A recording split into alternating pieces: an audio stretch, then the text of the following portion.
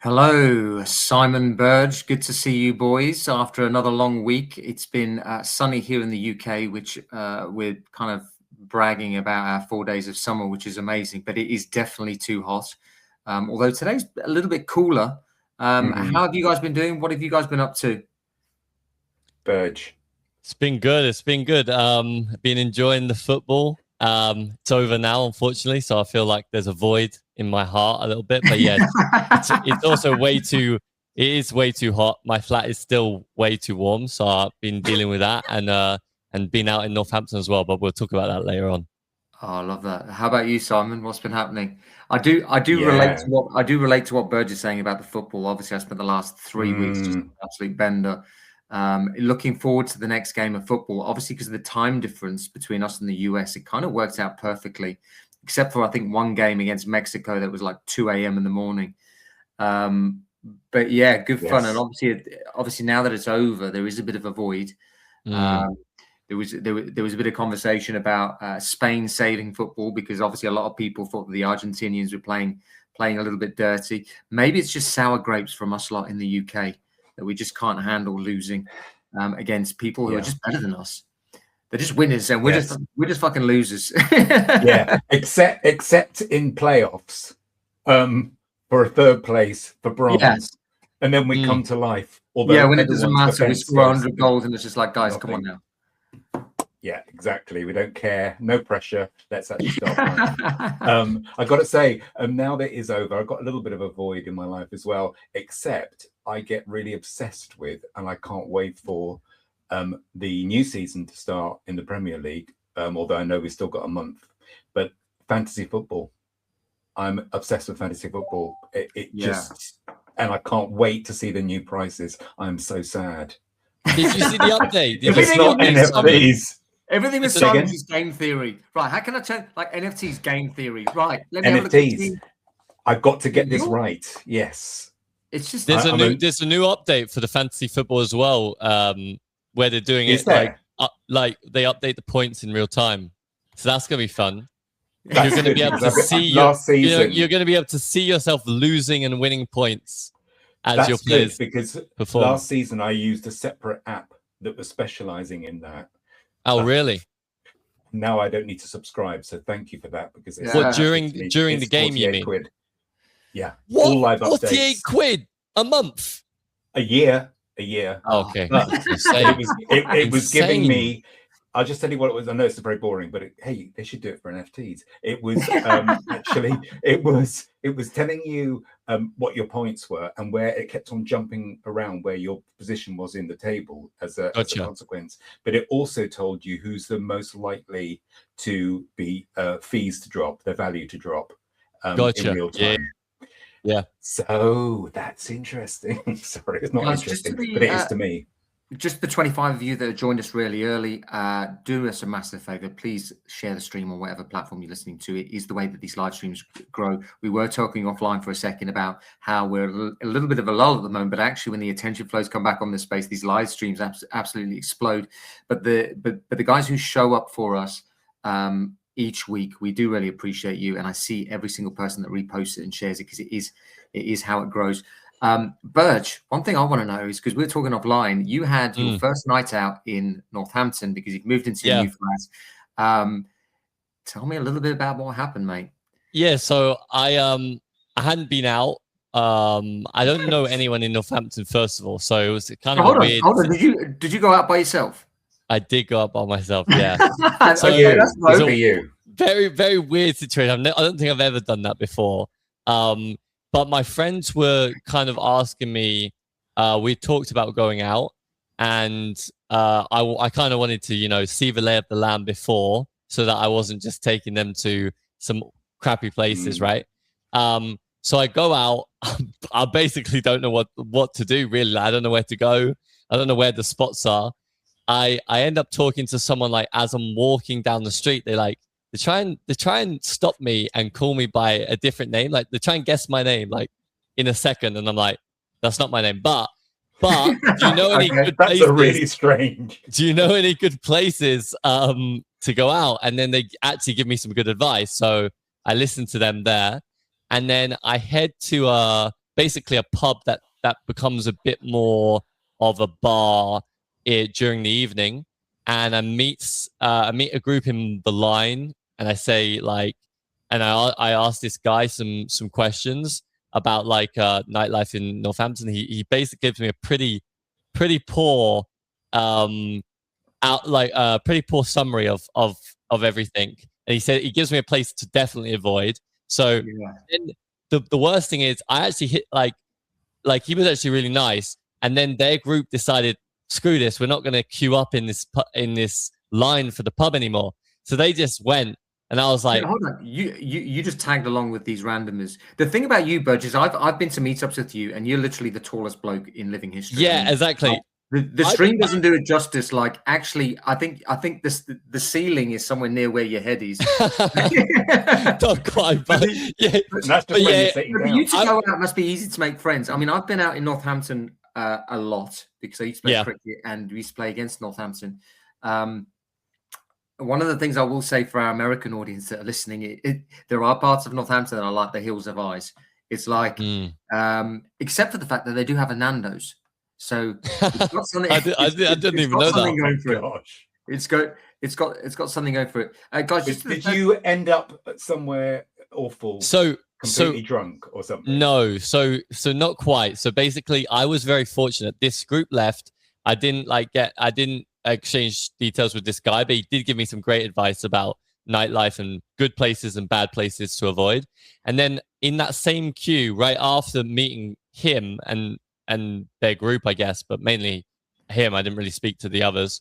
I met two girls who were a couple. Now we're talking. Now we're getting into the nitty gritty. Yes, come on. And they essentially, I basically started talking with them. Yeah. Did you tell them about NFTs? No, I didn't quite have the. That was your didn't quite have the confidence to mention NFTs, but the irony. We ended up going out. Basically together. The irony of this whole fucking story is if you'd have just met someone who's into NFTs, you'd have had probably an NFT meetup in Northampton. Yeah, you'd have had about 50 people. Exactly, but my opinion of Northampton, not the best, unfortunately. It's kind of crushed me a little bit because I thought there was a lot of people in Northampton. Yeah. I just assumed like the nightlife would be tip top or at least good, and it's pretty dire. It's pretty dire. They have a lot of homeless people there for the UK, which is interesting. Great place to move, Burge. Brilliant. But also very small spot if you want to meet some like the local rugby players and footballers and cricketers. You bump into them on these nights. Really? Out. Yeah, like it's probably because there's no people. I'm going on Saturday to literally the pub bar area, right? There's only one. And it's like half full. Yeah. I'm like, what's going on here? Moving on slightly.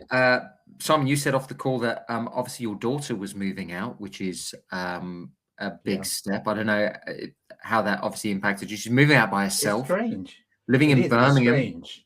In Birmingham, she's just graduated, done her degree in psychology. She literally last month, or in fact, a couple of weeks ago. In fact, I've got to just say something here. This is so sad, isn't it? Proud dad. She's my oldest, 21. Here's a picture on her graduation, having lunch afterwards with me. Can you see that or not? Yeah, we can. Very nice. Yeah, hey, you behave, Burge. I'm looking. Yeah, I know exactly where your mind went there, Burge. I have something that I could segue to, but I'm not very going nice. To. No, very nice. On, yeah, she is. But the thing is, she's got a job straight away. Yeah. But now she wants to. She's so tenacious and independent. She's found a place to live, an apartment, but on her own in Birmingham. And it's strange. I mean, I don't want to bore people with it, but the thing is, for me, it's strange what you go through as a father. You know, when they're little, then they get older, then they get to their teens, and they're going to high school, then they're going to university, and now it's, oh my God, my daughter is actually got a job, and she's moving out, until she gets and she's decided to go on her own. Wait until she gets her first biker boyfriend with tattoos all over his face. And God, she's got a very nice engineering boyfriend. She's been out with for a while, and I think I know why she's got a place on her own now. No, I love that. Guys, just the 64 of you have joined us. Obviously, I really appreciate you. If you do me a massive favor, just share the stream on whatever platform you're listening to. We talk about all things crypto, NFTs, some of the macro stuff that's happening. I just want to lean into obviously the fact that Bitcoin's had a bit of a relief rally, probably because some of the news around the Clarity Act has been a little bit more positive, whereas it's kind of felt like the can's been kicked down the road a little bit. Had a look on Polymarket before we got on here. It looks like the odds are around 42 or 43%, but it reminds me of that Dumb and Dumber meme where he's like, "You're saying there's still a chance." The chart's gone from 65% down to 41, and it's like, fucking hell, come on, it's going the wrong way, guys. And then it kind of begs the question: well, is the Clarity Act going to have that much of an impact straight away? I know there's a lot of capital on the sidelines. I know a lot of like these traditional commodity companies will have much more clarity on investing in crypto, so it's going to make accessing capital easier. So it's going to be interesting. Have you guys got any thoughts on that? My first thought is just how we've kind of seen over the last maybe year or two of just these announcements not really moving the market too much, right? Yeah. Like we've seen it happen before where we thought, a pretty big announcement, an announcement that would have moved the market back in 2021, 2022 doesn't seem to shift it nearly as much. But this does feel like the big one, to be honest. This does feel like the big one, the one that's been kind of like touted by Trump for a while now. I think maybe it's also coinciding with a little bit of a revival in the NFT. We had a bit of a lull, a little bit of an extended lull in the NFT and crypto space, and now we're getting this revival, and it's kind of like, well, if that was to line up with the Clarity Act, then it could create a little bit of action. Yeah. Simon, do you have any thoughts on that? I mean, I kind of agree with Serge. I think it might be some of the fatigue from some of the tweeting from the president, to be honest, because one minute it's like, this is the greatest economy ever, and then the next minute it's like, right, we're bombing Iran, and then it's like, fucking hell, this is the stock market's at all-time highs, and the stock market is doing really well, but obviously you've had this scenario where crypto's lagged. I go into the gym, or I have been in the last year, and a load of young guys are there going, "Yeah, I'm buying physical silver." I'm like, guys, what the fuck are you doing? You're in your mid-20s. Like, what are you doing? You're buying physical silver. It's so strange to me. It's almost like this pendulum shift of, everyone's leaning towards technology and being digitized, and then the pendulum shift goes the other way. It's like, there's a big trend now in analog or physical meetups versus people doing stuff online. I think it's kind of this countercultural push, which is interesting. Crypto's obviously lagged this cycle. Simon, do you foresee it going up this year or maybe early next year, or any thoughts on that? Definitely see it. I mean, that's being very hopeful. I know. See it going up as we approach the autumn. I was thinking about, there's only a short window, isn't there, now, for the Clarity Act to get through in this window, and I'm not quite sure what that is. Is it sort of like the first week of August or something? Yeah, by the 6th of August. It's very confusing, because I guess one can only, you can go off the news, but there's also a lot about flowing through social media on X about will it, won't it, and contradictory statements about that. So it's very difficult to get to the truth of it. And maybe there is something about, is there some benefit to certain individuals not revealing everything at the moment? Am I just saying it, that because it's such a big thing in one way, although you could say maybe we've overblown it, people are keeping things close to their chest. I mean, surely it's gonna have to be a breakthrough one way or another, right? Yeah. And it's going to be imminent. But this feels like the market is feeling a little bit better at the moment. So is that a kind of reflection of what people know behind the scenes? I don't know. But there's something's brewing. It feels like something's brewing. I think because Trump, the simple explanation I have is that Trump needs to win the midterms. He doesn't like losing publicly. And like a large percentage of his voter base hold these digital assets, and they are down.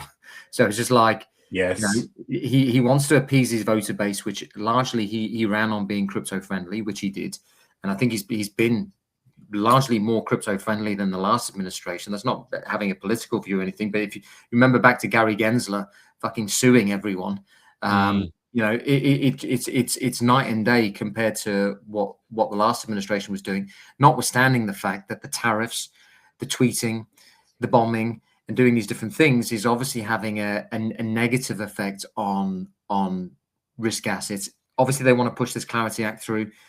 The new Fed chair, Kevin Walsh, is seemingly more dovish on business conditions. So it feels like he's saying a lot of stuff like he's open to the idea of AI improving business productivity, because he can see anecdotally that it's going to improve business conditions. So you got this mixed bag of stuff. And at the end of the day, it's just like, I don't know what the saying is like the market can stay volatile enough until you can stay liquid or something. I've absolutely fucking butchered that quote, but you know exactly what I'm saying. Burge, before I move on to a video that's doing the thing on the timeline, and anything to add to that?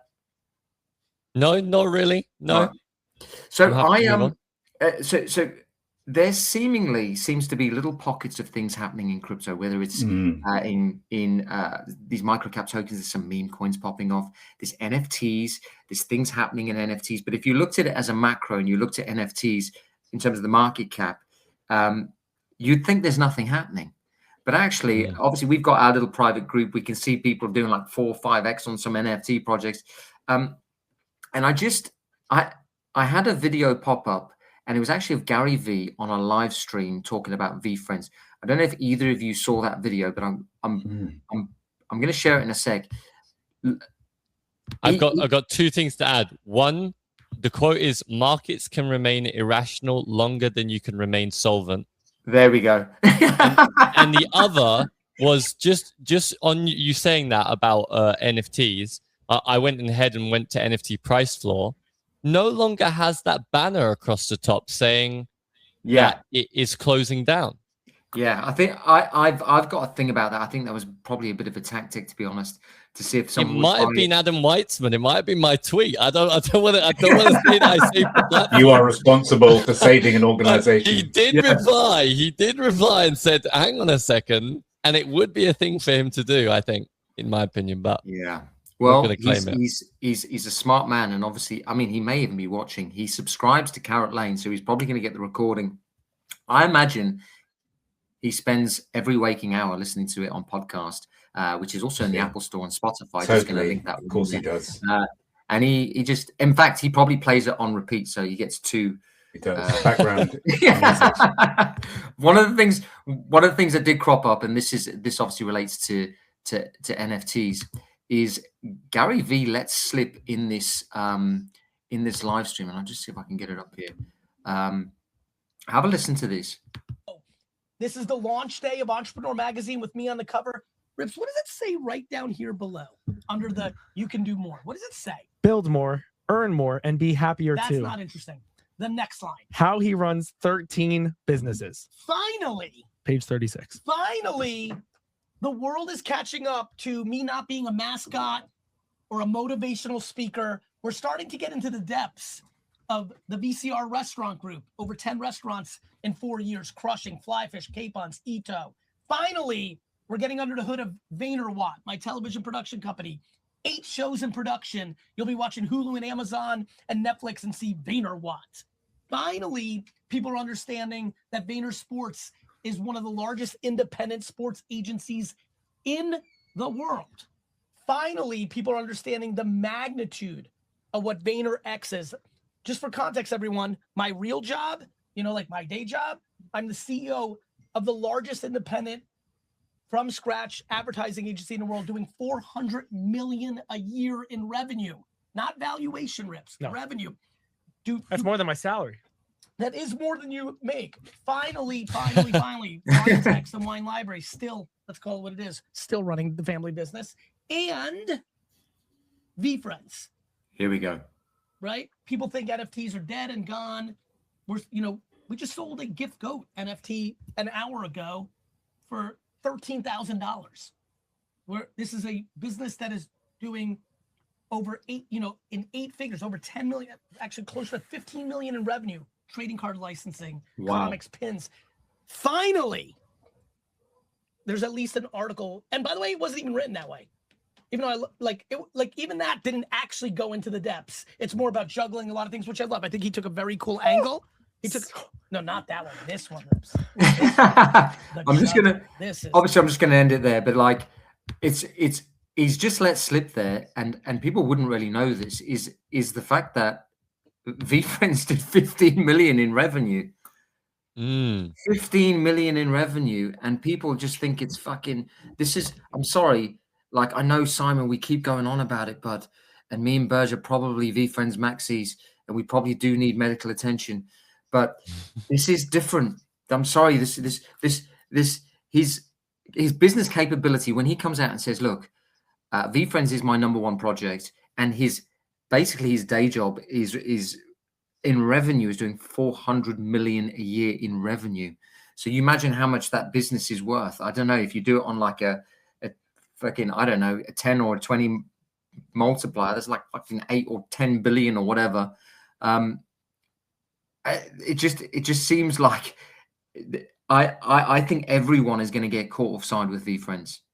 I just think this guy's got the bit between his teeth. He's a little bit weird. Just call it what it is. He's got this thing where he doesn't put himself out there. He wants people to think that he's going to fail, and then he's going to fucking sucker punch everyone. It's just how he's built or how he's wired. And you only know that if you've watched his content for a long time. He likes being the underdog.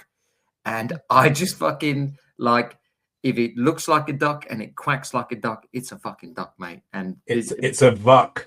Yeah. A vuck.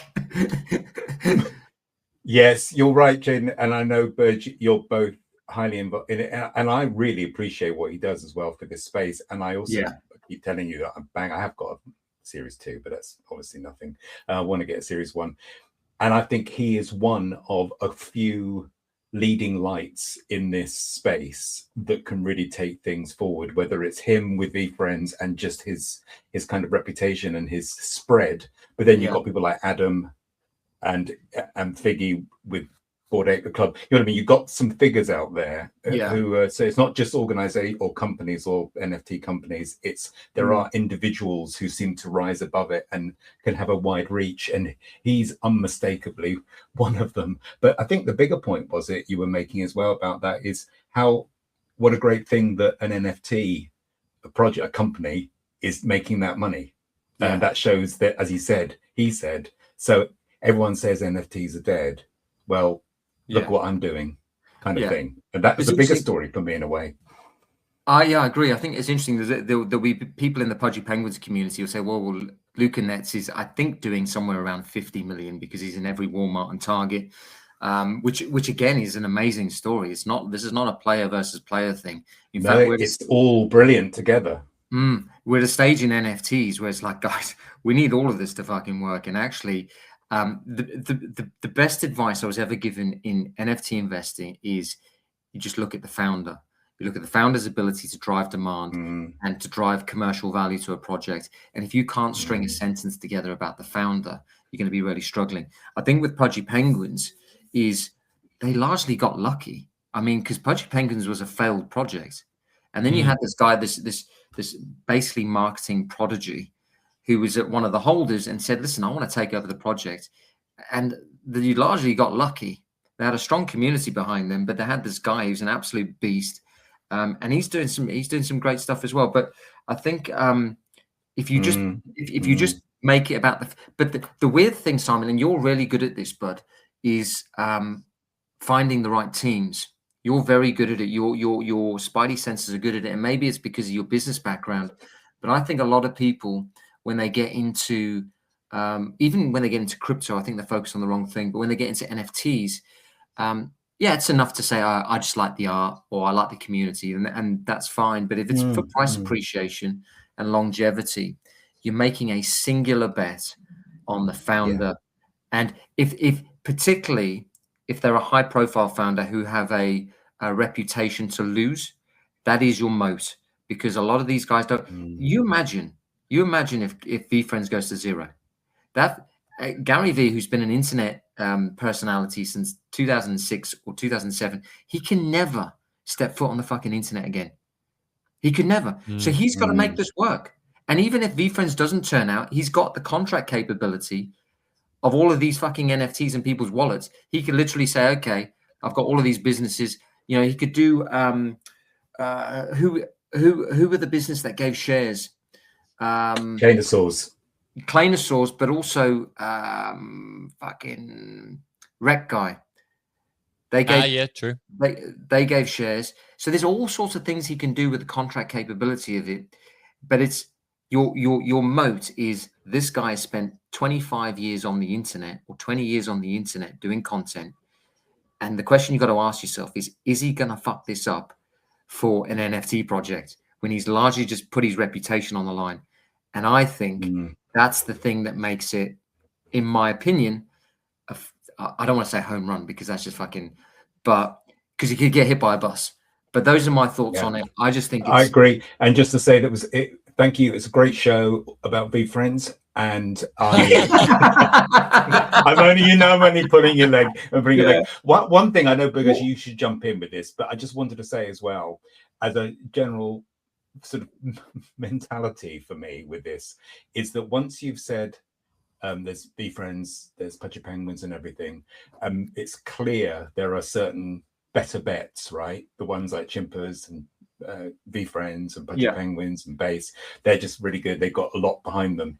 But then the next sort of mental hurdle that I've had to kind of come across is say, okay, just because I've made a decision to now put some money into that and not other mad, crazy new stuff, you're still not going to get a big return straight away.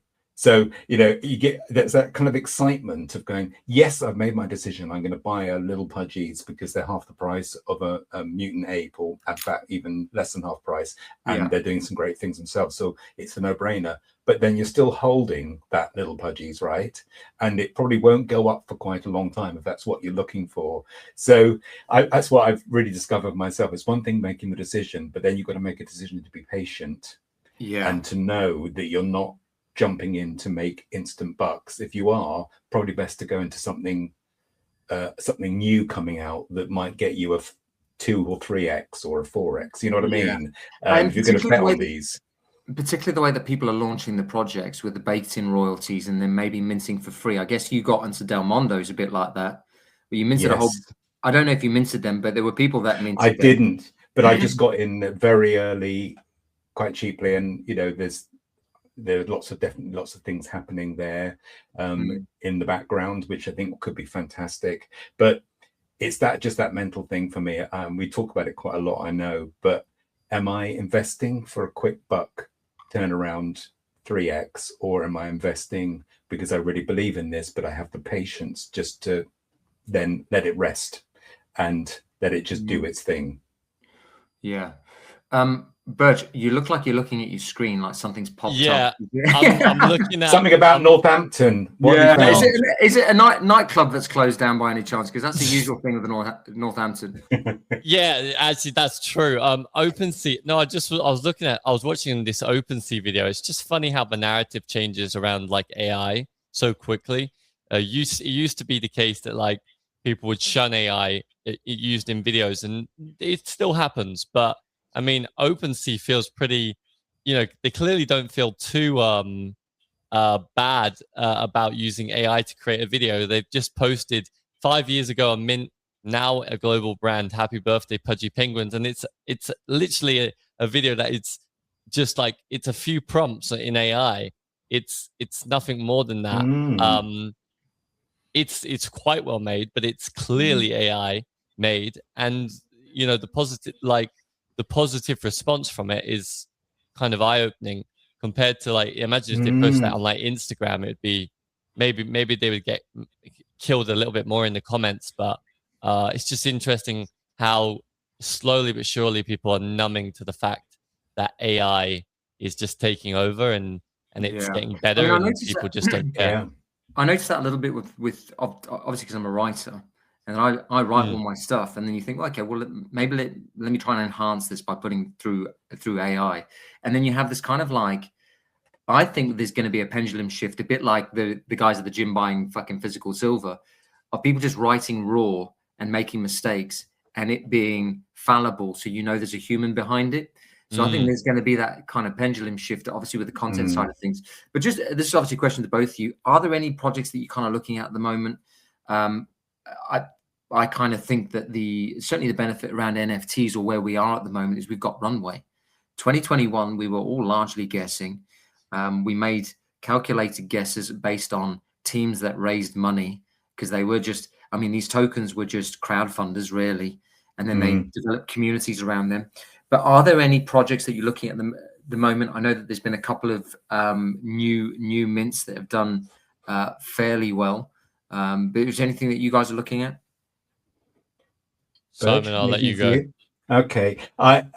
Interestingly, obviously, I don't know about you guys, but I keep an eye on all the new mints coming through, and I saw in our chat, Carrot Lane chat, people got we're talking about tunes. Was it tunes? Is that how you pronounce it? And talking about AI, I believe they were AI, but very, very good. And again, what you said, Burge, about that acceptance of AI within maybe art and within NFTs. So I saw them, and weirdly, because I've been so terrible about just FOMOing into things in the past, I restrained and I just watched. And of course, the mint came, the reveal came, and it looked like it's buzzing. And I'm sure it may well do very well. I'm not saying it won't. But then the floor price dropped. I don't know what it is right now, as it so often does, doesn't it? Yeah. On reveal, there's a little bit of that. People are circulating to find the rares and jump on those early for people who are selling without really knowing what they're selling. And then it sort of settles down and it goes down. And it's that regular pattern. And then just occasionally a new one goes completely bananas and goes +1 ETH. And you go, my God, how the hell did that happen? But it's for me, I mean, unless people are I'm sure doing fantastic research into these new ones, it's becoming a little bit too much. And I think, therefore, when I'm looking at NFTs now, of course, I'm always looking at that possibility, but largely I'm just going back into some of the ones that have been tried and tested, and then looking at good entry points and saying to myself, this is long term, it's not short term. So for example, I did buy Doodles about 3 or 4 months ago because I just really like the art, and I think they've got a footprint in this space. And I think they dropped, I don't know if anyone can see it, under 0.4 ETH this week. It was down to 0.39. And I'm thinking, well, if I believe in this, what was the floor price in the bull run? Because that went to something like maybe 10 ETH, maybe more. Actually, maybe more. But then you've just got to, man, we all know this. I mean, but you just got to, as you say, back the people behind who are doing this. And if you do, what a great entry point. Or I could just mint about a ridiculous amount of new collections, spend all that money and see it go to waste. Or do I? Yeah. But also on what, Simon, you do also need to get your dopamine, mate. The trading around the NFTs. Oh, I enjoy that. I don't give a shit what anyone says. Trading around NFTs. You're absolutely right. It is fun. It's the most fun you'll ever have. And also because the nominal figure in most of the NFTs is ETH, it belittles anything else you get into, because 0.01 that goes to 0.10, well, obviously being a 10x, in people who have bought Ethereum really early, it's confetti. But then when you live in the real world and you're looking at the nominal figure, and then when that 0.1 goes to 1 Ethereum, and someone who's in the space who's bought ETH at like $50-$60 and they've got fucking thousands of the stuff, it gives you the casino chip mindset of just like it is. So it's no wonder people get into these new assets. Because of course, and I definitely do sometimes still. It's got a high mimetic ceiling of value. You're like, fuck. Yes. Gone. And as well, because you do those trades, you're probably able to keep your stables, keep your locks, your grails, and just put them to one side. It doesn't means you're not going to do anything silly with the real major bets that you're making. You can kind of have your little bit of fun with like 10 or 20% of your portfolio, and then keep the rest aside. Yeah, I have to say think, though, both of you, I've had. The trouble is, my having fun with new mints over the years is a bit if crazy. I hadn't had that fun, which I know is really good fun, my God, if I just gone stop doing that. Now just save it up a little bit and buy yourself a flipping another mutant ape. How much have I spent on stuff? I'd hate to think, really. Yeah, but I still have my grails locked away. But this comes down to, well, what's the purpose behind it? And I think for a lot of it for you, Simon, and I see it this just as the outside looking in, is you do it for mental stimulation. That's a different. So you can't beat yourself up about it and go, oh yeah, I got into this. But your breadth of knowledge over so many different ecosystems is far bigger than anyone else's, because you're like, oh, they're doing this. I would never have thought to look at Cleanosaurs being on Solana. In fact, after having weathered the worst fucking bear market of all time, it just gave me PTSD. Then the next thing I do, I'm looking on the timeline and they're fucking teaming up with Amazon. And I'm like, okay, well, obviously you've seen something here that I wasn't prepared to see, because I was just like, I've got too much PTSD with this stuff. So everything can be good and everything. We can all be do it. None of us are perfect with our investing.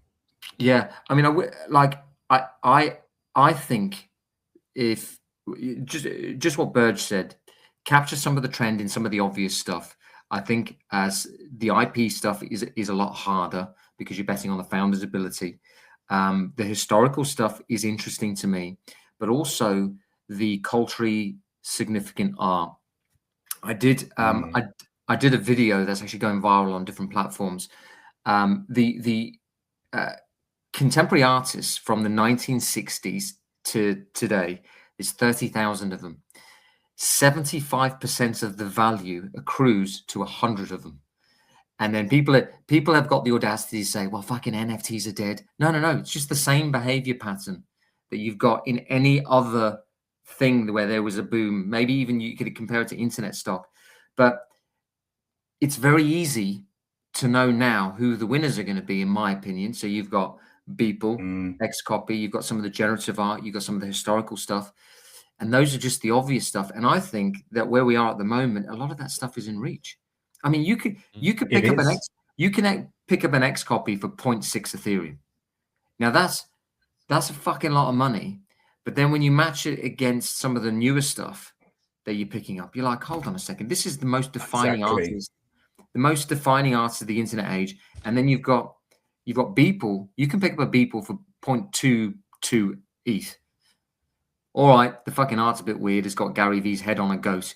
But I'm just saying. But with his face is also on the new Entrepreneur Time magazine. So it might not be so bad if Gary V's stock is exploding as well, to have a little bit of a collaboration. So are we saying, guys, that what you do is you're either going to go for the dopamine hit of lots of new mints, both, or you go for the really boring but obviously more sensible of goddamn doing people. And then I guess what you have to do, and I know this because I do it myself, but I have to sometimes just say it out loud. You just have to have a limit on what you're putting into those mints and have a strictness, because otherwise suddenly what you could have spent has gone where you didn't need to spend it. You just dilute your capital allocation into stuff, and then all of a sudden, it's like some of the bullshit I was buying for like half an Ethereum, or 0.75 in the bull market, and I look back at it, and then VFriends got down to 0.75, and I thought, shit, I had all that money that I put into this stuff that I was largely guessing, and it was just driven by being punch drunk and thinking that everything was a good thing. I don't know if any of you got into Endgame or got into any of the stuff from Lux Lab. So they were farming digital weed. So you had to grow these buds in a farm, and then you got Lux token. Okay. So now I don't fucking smoke. I'm in a Discord with a bunch of smokers who are like, I don't know, skateboarders or fucking, and I'm like, this is not the community for me. But I'm thinking this is going to be a great idea. I'm going to smash this. It's probably the most amount of money I lost. Vayner Sports Passes was another big one. Lost a lot of money on that. Yes, I did go in on that. Which was a surprising one. I was surprised. It is. I think the moral of that is that you know, obviously don't invest in the brother just because you've got the same surname. no, I think the moral is that if you mismanage your funds, you're dead. And so many projects mismanage their funds, and unfortunately, Vayner Sports Pass, I believe, did so as well. You know, that they felt, you feel a certain way. I mean, it kind of makes sense in a way when you go back to, if you look at Vayner Sports Pass's launch, it was a rocky launch. You remember they launched it under the wrong with the protocol. gas. Yeah, they launched it under the wrong ETH protocol, and then the gas, and a bunch of money got lost forever. Like, didn't go to them, just got trapped on chain forever. Right? It was millions of dollars, and it looked real bad for them. No, and then no, I'm sure that was Mika Johnson, who was the baseball player. Oh, sorry. No, yeah, you're right. That was Mika Johnson. But didn't Vayner Sports Pass, didn't they have to do gas refunds? They Pretty did, sure yeah. they did. So that was something different because obviously they messed up something, right? Where the mint, yeah. I mean, yeah. The point Do you is, think oh, go on, sorry, Doge, carry on. The point that I was making was that, you know, coming off of that type of launch, right, where you have a bunch of hype and then you kind of sour the crowd immediately in a way, and you try and remedy it. I kind of think that makes you're all immediately put on the back foot, and you're kind of wanting to say, oh, look, this is what we can do. This is what we're going to do with this project. And the problem is when you try and please the audience, when you try and please everyone out there, and by doing so, maybe mismanage your funds, you don't play defense, you don't lock up a bunch of funds and make sure this project is going to at least last for the next 5-10 years. When you don't do that, you're dead, because the market can change in a snap of your fingers, and it killed so many projects because they invested in games, or they invested in just this bullshit thing that they exactly. And actually, I think they were never going to get. The lesson that I think Good Vibes Club and Chimpers have really grabbed the ball by the horns with is invest in the community. Exactly. Fuck infrastructure. Or you remember the whole thing was about the metaverse. Oh, we're going to do the metaverse. It's just like, shut the fuck. Oh, we're going to do a game. No one. This is like, even gaming companies fail at doing games. It's like, you're not going to do a game. You're not going to do anything in the metaverse. Just invest in the community. Do a meetup. Get everyone. Just make it as fun as possible. I mean, you know, I don't want to harp on about the VFriends thing, but we have meetups with VFriends, and there are people hooking up. There are people hooking up in the community. There's like 3 or 4 people that are in long-term relationships through VFriends. Do that, and then I'm definitely buying a VFriends. I'm definitely buying a VFriends. Simon, I'm not bothered if you do or not, mate. You've got to do whatever you've got to do. But if you can actually meet someone, that's fantastic. But it's actually got a dating wing to it as well. I love that. Well, but actually, VCon did though, right? Yeah, Bert, I think there's actually more females per capita in VFriends because they're more Web2 people. So, and actually, there's more people that largely follow Gary because obviously he appeals to both sexes. Yeah. Well, I have to say, I'm not saying yes, sex appeal. I'm just saying you were saying about spending money well as a NFT company. I know this is obvious, but a really good friend of mine has a really successful business, and you know, I sold my theatre schools, but it wasn't anywhere near as big as his business. But he gave me some great advice years ago, and he just said to me, "You got to stop treating your business like it's you.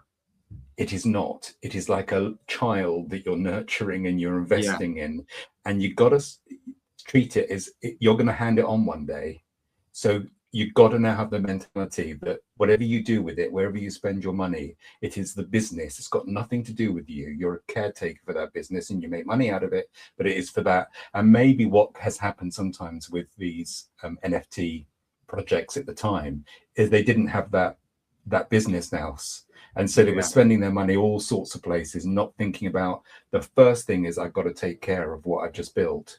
And then even if that means making some tough decisions for the community, because I'm doing something for the longer term. I mean, it's that kind of thinking, isn't it?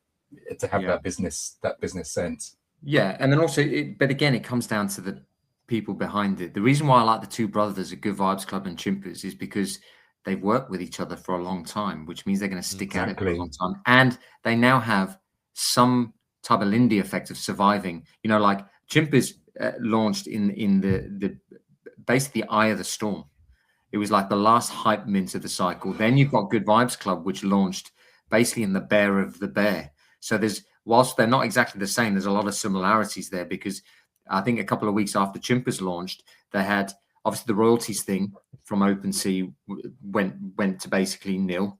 The prices were getting crushed. You had a whole bunch of holders who bought largely the top, and they kind of stuck at it. But actually, and I've mentioned this once or twice before, but obviously being a UK-based company, and you'll know this, Simon, is that your public accounts, your accounts as a limited company are public, so you can see what they're doing financially and actually what Chimpers have done.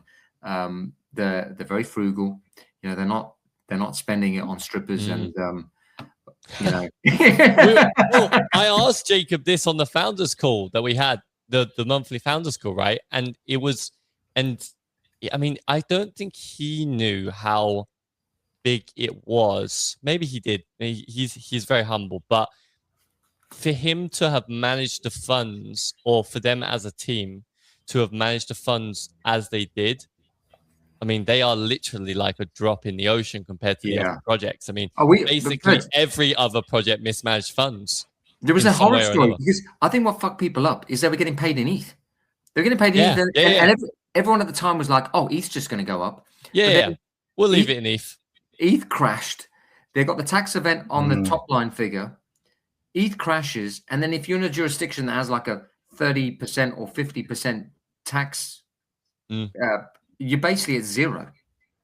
And Jacob was saying it was not just him and his brother. His dad's, I think his dad, isn't it? Who's heavily involved with it. Yeah. And he said it actually literally is a kind of family business that we've developed. And we really believe in that whole keeping things close, keeping that tighter. And therefore, and they're coming up with so many innovative ideas, how they use their Chimpster, and always thinking, and I have this vision of them, I'm sure they don't all live together, but being in this kind of around the kitchen table when they're having breakfast, saying, okay, what's the plan for today? Who's doing what? And having a strategy. When you've got that kind of little ecosystem, and you say Good Vibes Club, you see with Deadfellas, with Betty and Sight, husband and wife teams, there's nothing, it's something pretty special, a different kind of energy. And they obviously have that spent time together to really go through things. And I think that's another thing to looking at. If you haven't even got, if it's not just a family, then at least the team feels like a family. You know, that's key. Yeah, exactly. Guys, obviously we're just coming to the end of the stream here. I just want to thank the 119 people that have joined us. Really appreciate you guys, and especially the ones who've shared the stream. It is the way that we grow. Obviously, if you want to listen to the recording, you can go to carotlane.com, or just the link in my bio. You can subscribe there, and then you'll get it in podcast form, or obviously written form, or whatever. But I just want to throw the question to you guys before we kind of finish things up here. Where do you think we're headed? Simon, you said something interesting off air, that you can see that there's this trend of phygital and kind of RWAs, but where do you think we're headed in the short term? It feels like, I don't want to say it feels like something's bubbling over, because the trading, the wallet trading addresses, certainly through OpenSea, are low. However, some of these Gacha and Loot platforms who have their own kind of, like Panini have their own bespoke blockchain. They're doing 100. They did 100 million in revenue in the last 90 days. You've got Courtyard, who are buying 100 million a month in Pokemon cards, and largely the digital receipt that's going out to people who are buying these things online is an NFT. So the NFT is outpacing the physical 3-to-1. The redemptions are less than 2%. So it's just like these things are staying in a vault, and people are realizing, oh, hold on a second. Exactly. That's the big thing, like Gary said about when he first brought up that Courtyard and brought it to the attention of especially his followers and people in VFriends, was the idea that, you know, these are all going to be, it's going to be an NFT, it's going to be backed by the physical, but it's going to sit in some vault somewhere. No one's going to care that is 16 volt anywhere, because they can redeem it if they want to, but they're not going to, because it's much easier to trade the NFT. I mean, as someone who sells sports cards myself, I've listed just 2 recently, and actually I sold one. Actually, I sold a really expensive sports card like a few months ago. Almost got scammed on it. The guy tried to get me on the fact that I had forgotten. I basically made an oversight, and I hadn't shipped. I'd shipped it tracked, but I hadn't shipped it with a signature. And per eBay's policy, anything over $400 should be shipped with a signature. He tried to scam me out of 10 grand. And, you know, and this was me selling to someone in Canada. You know, you've got a lot of people, and I started out this way, so I know this to be true, wouldn't even be comfortable shipping something that's worth 10 grand to someone in Canada. Yeah. But me and you buy NFTs, and we all have bought NFTs for just that same amount of money or even more, and we didn't even bat an eye. And it was probably going to someone in Singapore who was then using that to buy a token. Like, we don't even bat an eye because it's all online. But if you'd made those all physical things, we'd have been stressing. Half of us wouldn't have bought stuff because we'd be like, no way we're going to pay 10 grand to someone in the US in the hopes that they ship it and it arrives safely in the UK. So this digital thing is a real trend. And that what you said there of like 2% redemptions, and that people are clearly trading them, and they're clearly participating in these systems. It's kind of insane. It's kind of insane. And the fake world assets, FWA, that Adam's just launched from TokenWorks, that's blowing up as well. And that's not even fidgetals. That's just pure NFTs. I don't know. It's heating up. Nodding along there. Well, I was just nodding, and I was just looking at some of the notes I had here, and about. I totally agree, Burj. It's almost like, you know, with the tokenization, with the real world assets. I mean, the figures are speaking for themselves. You know, 26 to 33 billion on chain. BlackRock's fund surged 3.69 billion. When you look at the digitals, 300 million plus in volume on the tokenized Fanatics integration, Solana's Digitals platform. I see that come up a lot when I go into Magic Eden as well. I see all that happening. The numbers speak for themselves, and it's a little bit like here we are in dry season, and you can see the waters are coming back from all these different sources. You know what I mean? And you're thinking, flipping hell, I don't know when it's going to happen, but I'm seeing it. Oh, it's traveling this way, coming to me. Oh, and they're over there. What's that army film where he's running through the desert? And he's hallucinating. He sees what am I going to do? He's taking his shirt off and starts going, there's water. And then he's like, oh, shit. Water. It's coming.